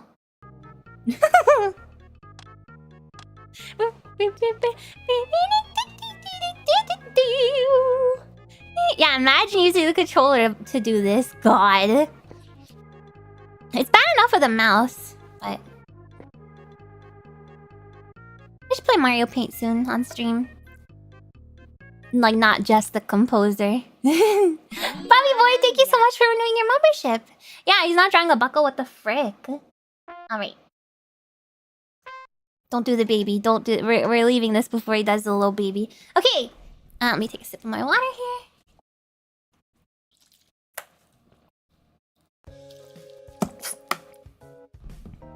So... excuse me. Now we can talk about some of the games that are available for this. So, unlike Sega Channel, the library of content for the Satellaview is very, very unique. So there were games that you could simply download as they were, like Link to the Past, for example. However, there were also many, many games that were very much their own experience, essentially being exclusive to the Satellaview, which is why it has resulted in so much lost media, because some people just don't have copies of these things. I will not demonstrate. I don't even think I could if I wanted to. Hi Papita and Vegito. I don't even think I could go that low as the low baby. Link to the Past is a great game. And that I have not played, even though I've played so many Zelda games, but we're gonna talk about a couple interesting ones. So speaking of Zelda, are you gonna mention the Nintendo kiosk where you could... I am going to mention the Famicom disk system kiosks. So stay tuned for that. So yeah, speaking of Zelda, there are a ton of Zelda Satellaview games. BS, The Legend of Zelda, is a remake of the original Legend of Zelda for the NES and has improved graphics and improved music. And then, aside from that, it's not specifically, exclusively just a remake. Also, the dungeons layouts are different. So, you get a kind of different experience. And you don't play as Link. Well, I think you can play as Link, but you can also play as the Heroes of Light, which are the Satellaview mascots. And you can choose to play as either the male or the female mascot. Oh, Chama, thank you for the super chat. Thank you, thank you. Densetsu is Legend. Heard some BGM of BS Zelda. It sounds good. We're gonna watch a little video of it here in a second, but it sounds really good. There was a horse gambling service you could use. There was that.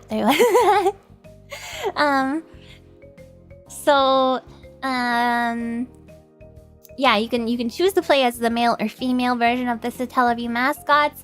The game was separated into 4 different episodes. So there were 4 parts that you had to download at 4 different dates. You know, they were available specifically on certain dates. And there's also 4 additional parts for a second map version of the game, which I couldn't really find any info on what exactly that means, but I'm assuming it's just like a remix version of this, again with the game's map changed for like a 3rd different play experience. So here's a video of a remake someone made that has English and all that good stuff, so you can get an idea of what it would be like.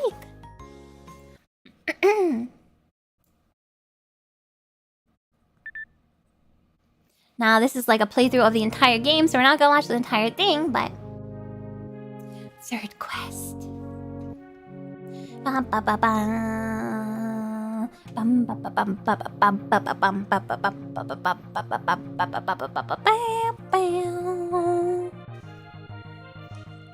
So you can see the enhanced graphics. You can hear the enhanced music. Wow! And we can skip a little bit ahead to some of the gameplay. If you're intimately familiar with the Zelda dungeons from the first Zelda game, then you might see how it's different than the initial dungeon. I'm not that familiar with it myself, although I've played it. I'm not familiar enough to know the difference just by looking at it. Does it have Malin? I mean, I don't think so, but neither did the original. It's an S. Snake. And there he's getting the bow. And I think later on it shows the different characters maybe? Or does it not?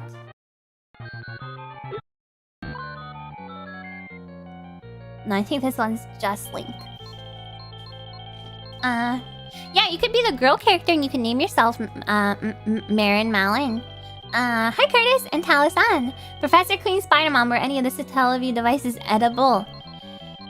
I mean, anything's edible if you try hard enough, I guess, but no, they were not. Hi, New Salad. So there is that BS Zelda game for Satellaview. Yes, Legend of Zelda.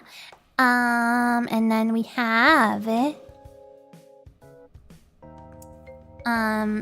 so that one's based on existing IP, right? But I wanted to also find examples of stuff that wasn't based on existing IP from Nintendo. It is very awesome, super awesome. This particular ROM hack, Third Quest, actually tweaks many of the mechanics to be less Satellaview-like, so I would not consider that the best representative video, but it's a popular version. This is the only video I could find that was... I believe it was the only video I could find of this. The rest of them are for the second... the second one, the something about tablets or something. So I forget what the next one installment in this is called, but that was the only other video I could find. But if you have another video that that is a better representative of the one that would be found on the Satellaview, please let me know. I would love to watch it. So yeah, for new IP we have Pico Pico Pirates, which is a rail shooter, and it was lost until... Does anyone want to guess when this was found? When this was finally... I mean, screenshots and stuff have been existed, but oh my god, it's on your channel! Oh my god! You're so epic. Yeah, please link it to me. Please. What is the late Holocene? Not yesterday, not 2017, not 2 days ago. The Giga leak. Well, there was a Giga, you know, like, release of Satellaview stuff, if that's what you're referring to. Not 2024, that's in the future. No, it was February of 2023, so just a couple months ago. Just a couple months ago, this one was discovered. So,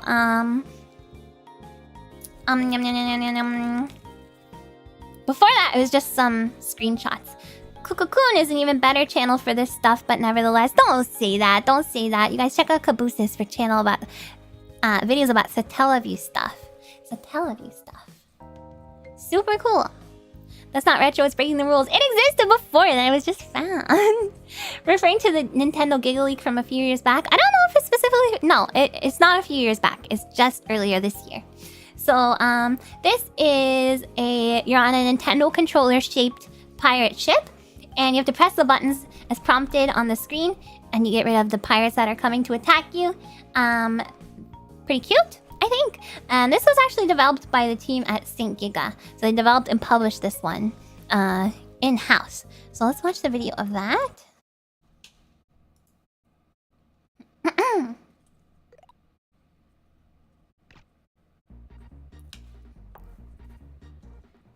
Let's turn it up.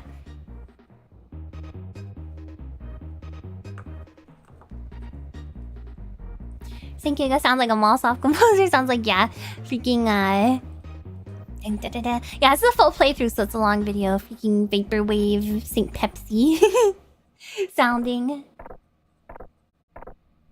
So there's your controller. So cute!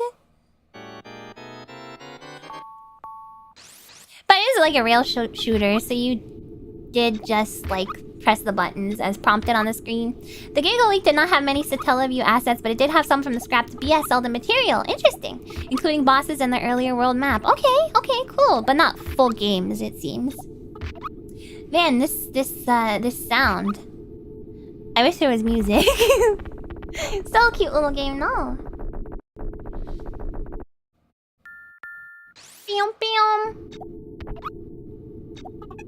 A little rail shooter. It's a little SNES controller, yeah. Cute. Yeah, it's a little bit scary. I kind of agree. Epilepsy warning. Wait, did it flash a bunch? Oh, the thing at the bottom. Yeah, it kind of did, didn't it? And the controller itself. Huh. This looks more like a railgun shooter. It is a railgun shooter. Yeah, you're not actually controlling anything except pressing the buttons when prompted to get rid of the attackers. Yeah. So, I just wanted to show you guys one that was kind of very unique. Pico Pico Pirates is not based on, like, it's not Mario, it's not Zelda, it's its own thing. Okay, and some other notable mentions that I found, but there's really tons and tons of stuff for the Satellaview, so it's really interesting to look into it. So I recommend checking it out. But other notable mentions that I found interesting were there's a version of Excite Bike with Mario characters. So it's just an existing Excite Bike game, but they put in Mario characters. I think there's some extra, additional content as well. What I mentioned earlier, the version of Mario Paint that is identical to the original, except you don't have to use the mouse. You can use the controller, which sounds like a downgrade to me, but see, Jester. And there is a Chrono Trigger kind of side story visual novel thing. So not like a game, but it's called Radical Dreamers. I think people have translated it at some point, so you can read / watch / it's on YouTube if you want to check it out. It's probably the most infamous game on the Satellaview. Yeah, it's like a visual novel type of thing. It got an official release. Oh, that's in the latest Chrono Cross release. I had no idea. So that was originally on Satellaview. So there you go. And then there are lots more Satellaview exclusive games. So pretty cool. Hello, Yamani. I played it way back then. I didn't even know it was a Satellaview game. How did you play it? It got a recent port. That's so weird. Is it like interesting to go through? I only watched like basically a minute of it from a video. Hopefully Nintendo has these games archived in a warehouse. I don't think they do. I don't know. They might. Maybe they're waiting on releasing it somehow, some way.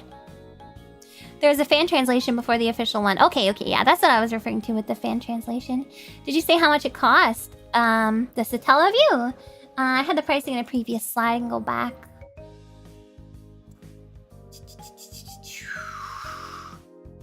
It was $150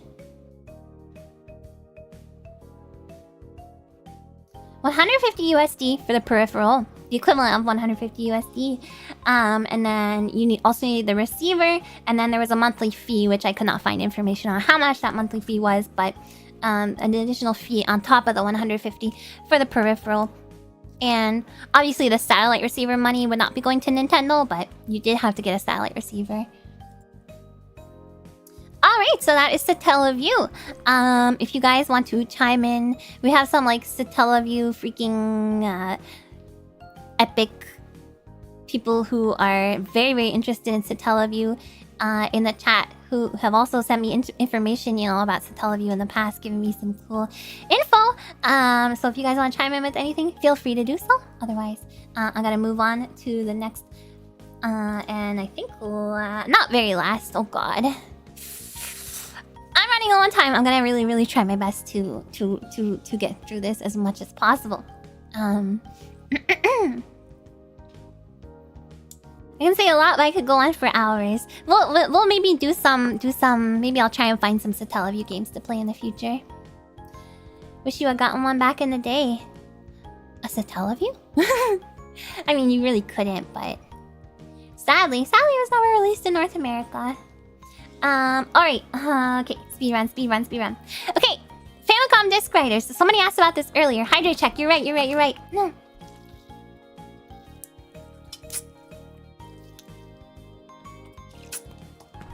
Okay, so nowadays, if you go to a 7-Eleven in Japan, you can send mail, you can pay your bills, you can send a fax, you can buy concert tickets, you can refill your Suica card, you can do all manner of daily errands. You can send a package, you can do all kinds of stuff. You can do it all at 7-Eleven. Yes, really. You can suggest ideas. Yes, please. I would like to do a Satellaview stream in the near future. So if you have any games that I can get my hands on that are, you know, short or can be a short experience, I would love to. I would love to do that. Can we send super chats? I mean, you can always send super chats, of course. So yes, lots of stuff you can do at 7-Eleven. It's very, very useful, very convenient, very bendy. That's why it's called konbini. My 7-Eleven just has porters and nachos.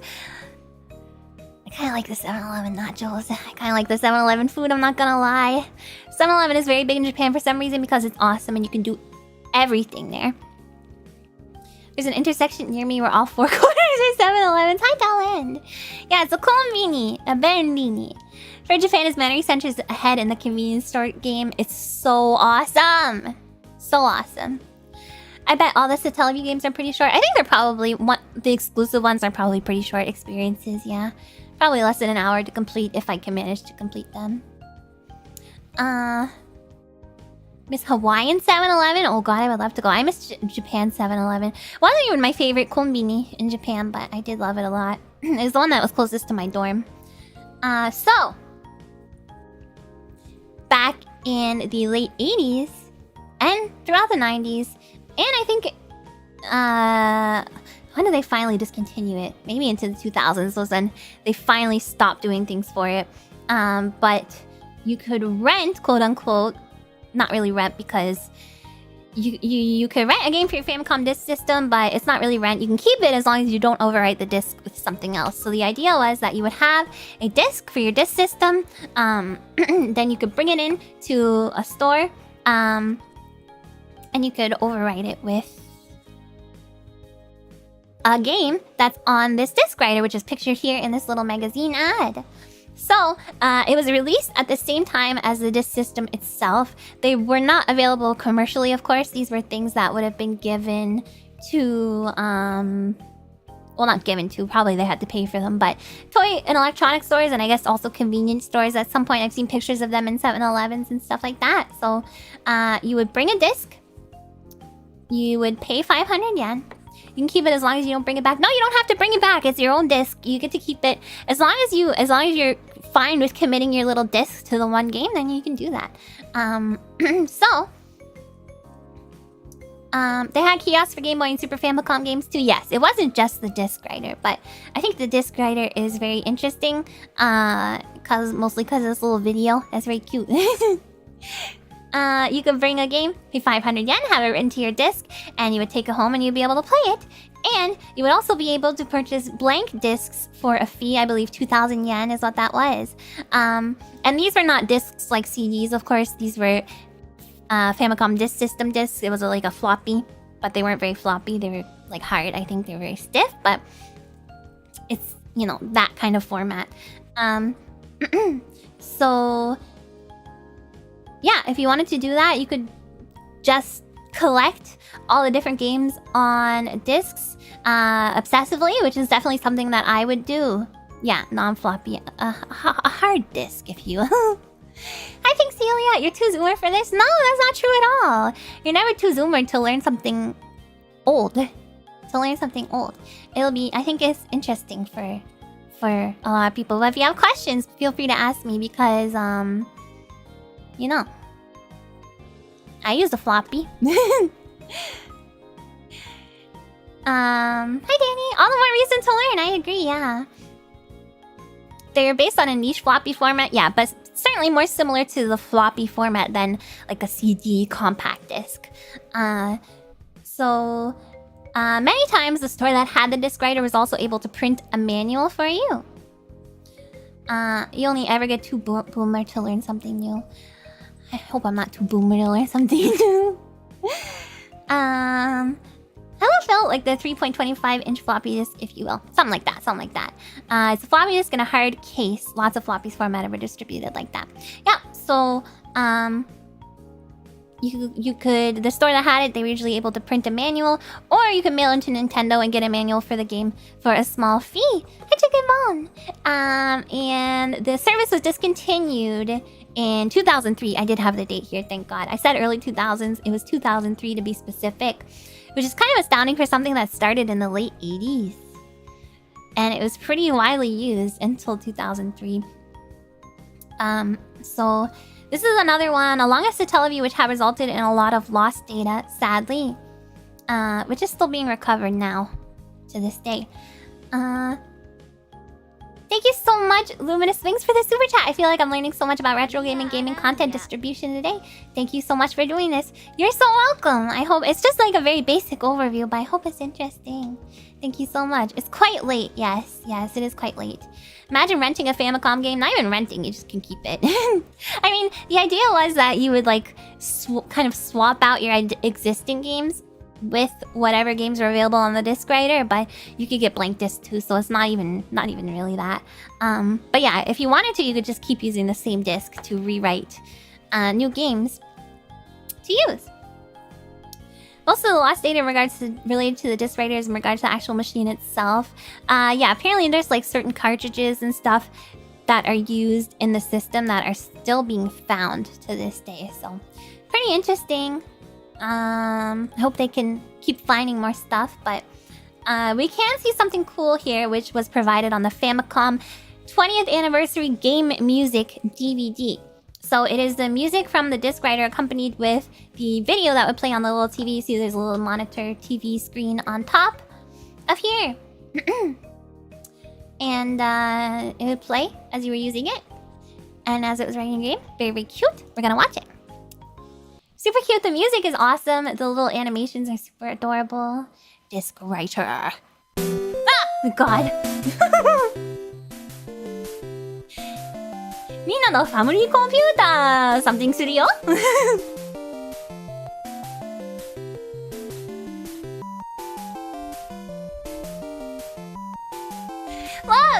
So cute!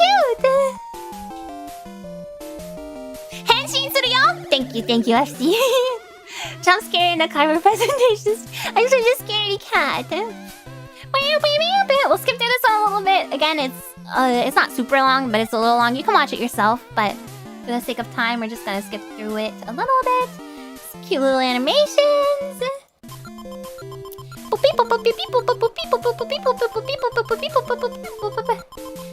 れをセーブって言うんだ。このことを簡単にできちゃうから、今までとは違うタイプの面白いゲームが楽しめるよ。You can enjoy lots of different interesting games. I do not own a Famicom. No, I don't. Okay, let's skip through it because there's another little portion with Mario carrying the disc into a castle. So cute. Then we have the disc writer itself spitting out the disc. So cute.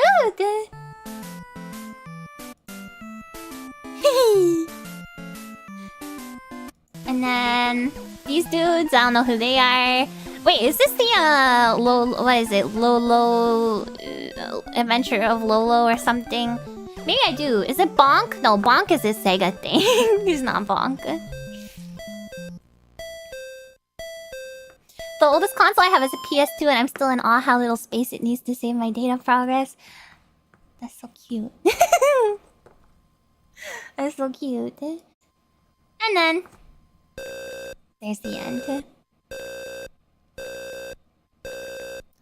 Oh, Bonk is Hudson, not Sega. I apologize. Ah! I guess it's probably the thing it plays to get you to take your disc out.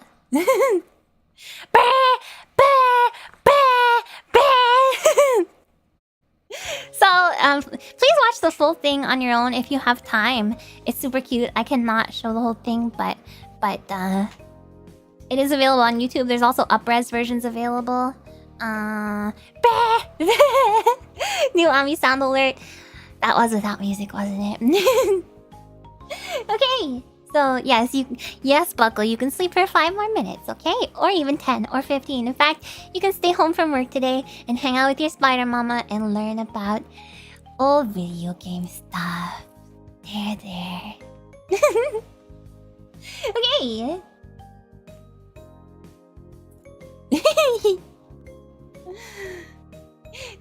ドお取りください. Oh, it's telling you to take your discard. Beep, beep, beep. Take it out. What's the most annoying noise you can make? Probably something like that. Alright, so like the Satellaview, the disc writer had some exclusive games. Need to throw up so I can get pampered by Ami. My kitty threw up and I let her sit on my lap for ages. That's cute. It's not. It's annoying. It's annoying. Stop. Shut up. So these are exclusive in the sense that they didn't have a physical disc system release, but many of them were released on other platforms. Like they were originally for NES or they were released on Game Boy Advance, things like that. So they weren't like exclusive to the disc writer, just exclusive for the disc system for the disc writer, if that makes sense. So a lot of these were like pretty kind of simple puzzle games, but there's a few notable ones. For example, SD Gundam World Gachapon Senshi Scramble Wars, which rolls off the tongue, is a blend of turn-based strategy and real-time combat. Take a look at that, a Gundam game. There's also, we'll take a look at that video in just a second. There's also a precursor to celebrity sports games, is what I'm gonna call it. A game called Tanigawa Koji no Shogi Shinran 2, which features a famous player of the Japanese version of chess. This is the site that I got this from, words not mine. I don't know anything. I don't know enough about shogi to know whether it's the Japanese version of chess, but this is what they say. And the guy's name is Tanigawa Koji, and he is featured in that game. But we're gonna look at the Gundam one here in just a second. Which is not super interesting to watch, so I just want to show you what it looks like. We will not watch it for long.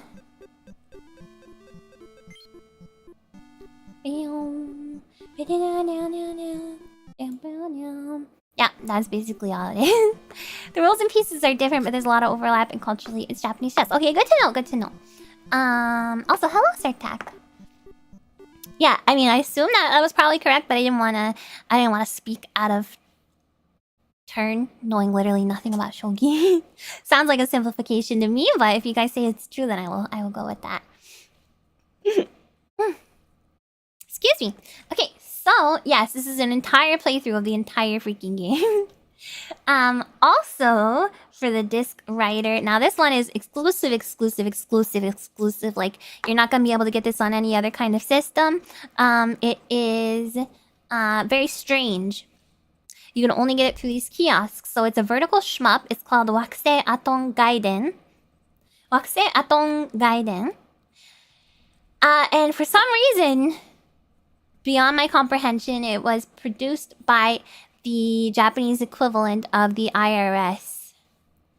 And it had multiple choice trivia throughout it about Japan's economy.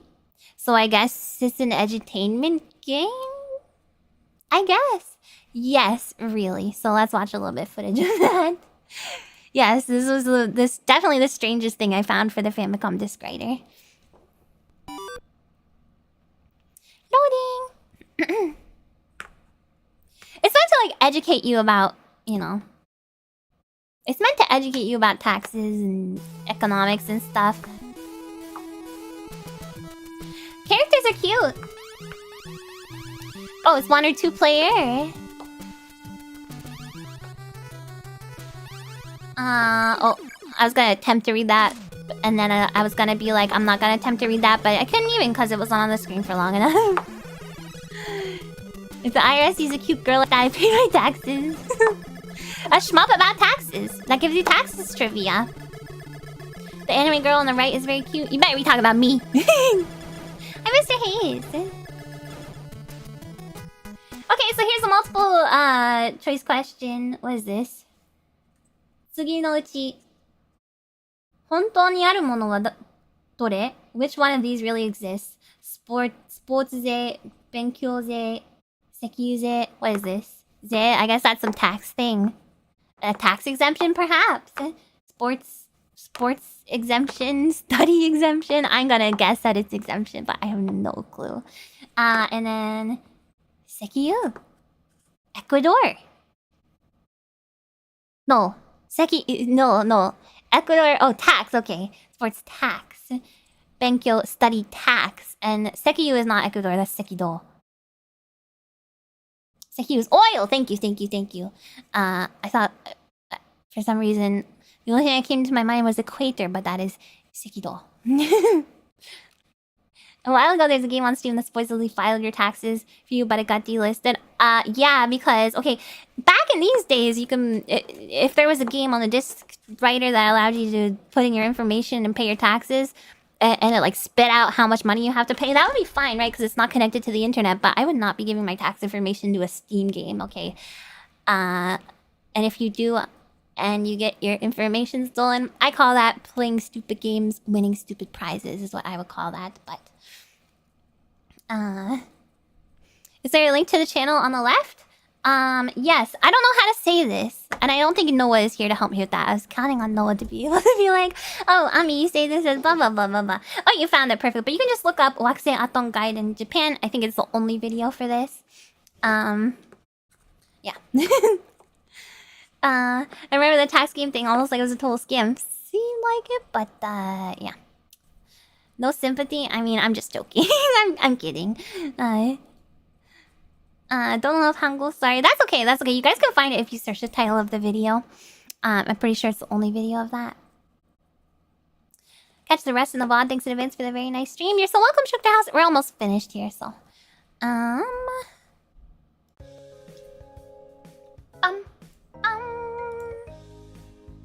So yeah, I just thought that was very interesting. Some interesting selections. And the last thing that I'm going to talk about for today is already 2 hours, I think. Yes, it is, but we're going to be pretty much within the time frame I was hoping to be in, because I still have to eat and then I still have to prepare for ASMR later. And I have less time than I thought I would have because I had to push this stream because I had to go to the pharmacy. Anyway. No. Okay, so magazines. So so far we've been pretty much exclusively talking about home console gaming, but what about home computers? So I discovered this for the first time when I did the magazine reading collab with Lumi. We read some old PC gaming magazines and we found just a bunch of code, and we were kind of both like, what in the heck is this? Like, what is this? You type so many of these? Oh my god, I want your first-hand experience. Yes, the type of yourself games.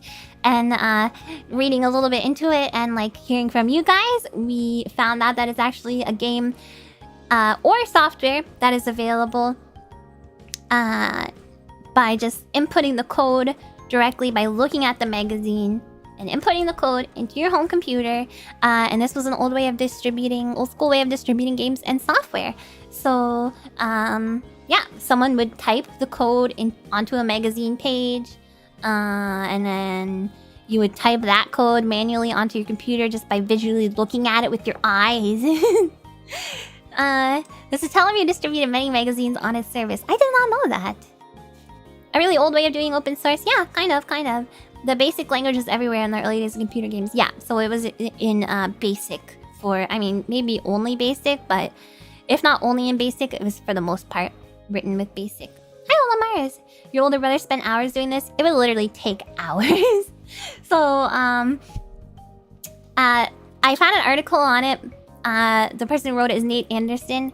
The article is from ARS Technica. He describes this experience as follows. Oh, let's read Jellyhead's experience, since we want to have a Buckles first-hand experience about doing it. One friend would read it out and the other would type it in. Then you try to fix it and save it to tape when it actually worked. That's basically what this says. So this is the coolest thing that I've ever learned about these retro game cardboard streams. Such an artifact of the times, right? And you can still get these today. And you can get the magazines from Archive or wherever. All the codes there. If you want to try typing it in yourself, you can still use this software. So a really excellent way to archive those things, really. David All's book was good for that. David All's books were good for that. Oh, for open source software that you could just type in. Very interesting. I didn't consider that there's books that let you do that too, but it makes sense if there's magazines. So, here's how Nate Anderson describes it. The process of typing this code into my Atari 600 XL was exactly as tedious as it sounded. For hours, I would lie on the floor of our living room and read lines like 2510 POKE 705 PEEK 707 plus C bracket L minus 1 BR/3 brackets close brackets colon A equals 24 asterisk colon BR/3 plus 2 close brackets colon BL equals 32 plus L asterisk B colon poke 53249 comma A. Yeah. While my long-suffering father banged them out on the keyboard, this tag team process ensured maximum speed of program entry. Each line printed in the magazine contained a small checksum value which would ensure that the line had been entered correctly, but to use it, you first had to enter another checksum program. On a machine of 16 kilobytes of RAM, having both the checksum program and the actual game in memory at once could create space problems, so I generally went without the checksums. I have no idea what the poke is. Poke is just the word poke, it's not a character.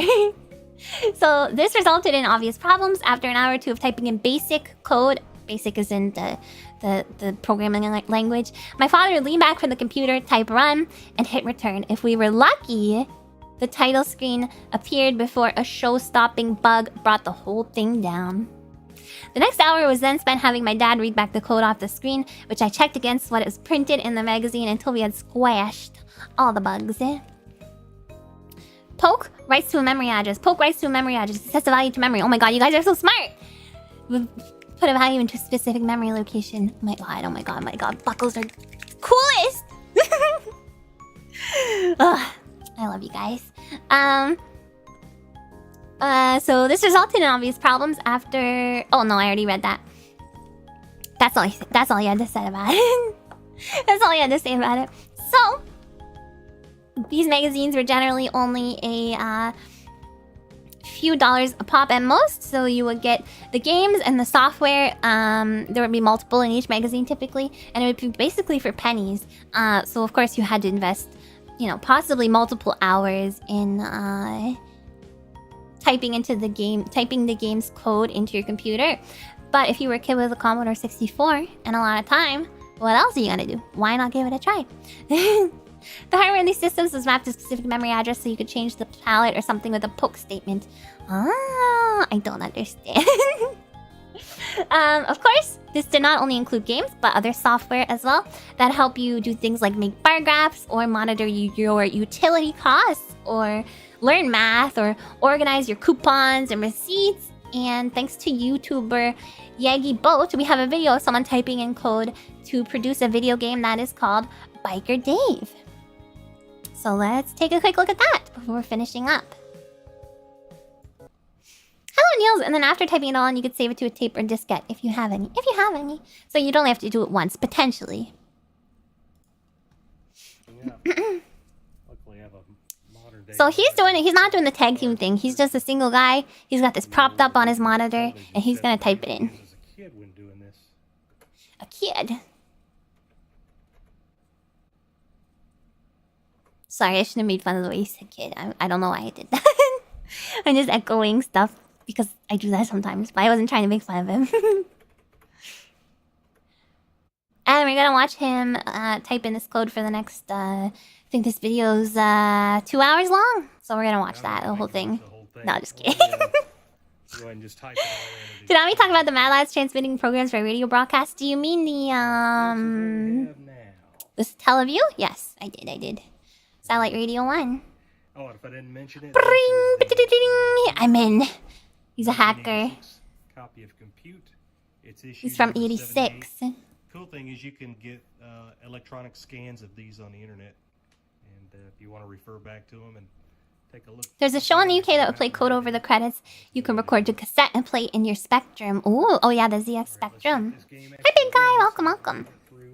You are late, and sadly the presentation is almost over. But I think this is gonna be a fun one for the VOD watchers. So I hope you guys enjoy it if you weren't able to catch the whole thing. This one was a lot of work. even though it's on the shorter side. So. All right, now here's your speed here. That's So there's the game that he just typed in. Take note of. It's an easy beginner language to start with, but it's a very slow language when trying to do complex stuff. Yeah, it's probably not all that useful to nowadays. Probably, I would guess, but I don't know for sure. Electronic scans. About 95 miles per hour to get through the flaming hoop. I love how he describes it. Oh, got it. Got it. 145. You played this for hours when he was a kid, he said. Crashed. Keep going. Try again.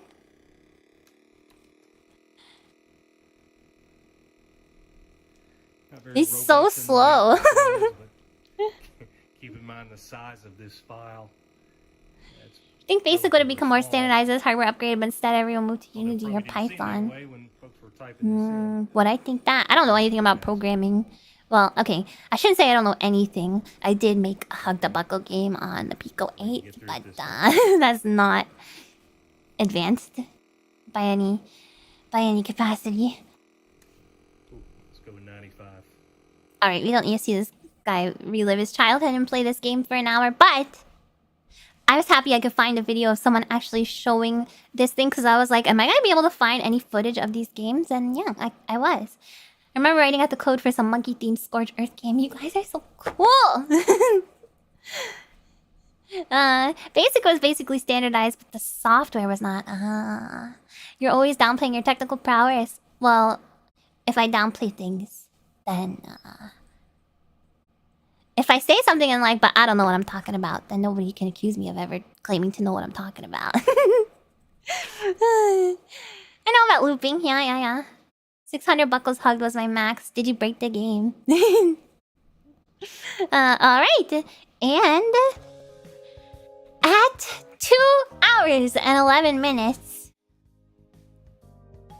that is the end of today's presentation. I did pretty good on time, I think. I think. I hope that was enjoyable. I hope you guys learned something. What do we think? Was it a good overview? Experts of this sort of thing, of the Satellaview or the Sega Channel or whatever, did I do it justice? I hope I did. I hope it was educational, entertaining. Hello D! A lot of stuff that's new to me. Yay. It was a lot of work to find all the different stuff. For these presentations, what normally ends up happening is I decide on a theme and I will like... Hi, Rafis!